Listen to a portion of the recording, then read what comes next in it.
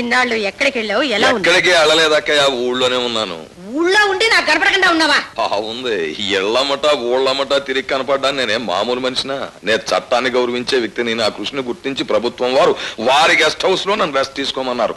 వారి భోజనాలే, వారి కాపీలే, వారి పలారాలే. ఎంత అదృష్టం, ఎంత అదృష్టం! సూర్య చంద్రులను చూసే అవసరం కూడా లేదు నాకు. ఎత్తైన గోడలు, చుట్టూ పోలీస్ పరివారం బందోబస్తు, ఇంపైన గదులు. ఆ గదిలో కాలు మీద కాలేసు కూర్చుని భవిష్యత్తును గురించి బ్రహ్మాండమైన ప్లాన్లు వేసుకోవడం తప్ప నాకు వేరే పనే లేదు. ఏమి యోగం, ఏమి యోగం! అందరికి కావాలంటే మాత్రం పడుతుందట్రా. తమ్ముడు, మన చిన్నప్పుడు అమ్మ చెప్పేది మన ఇద్దరి జాతకాల్లోనూ రాజయోగం ఉందట్రా.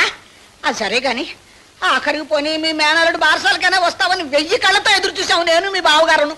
నాకు రావాలనే ఉందక్కయ్య, కానీ ఎలా రని చెప్పు.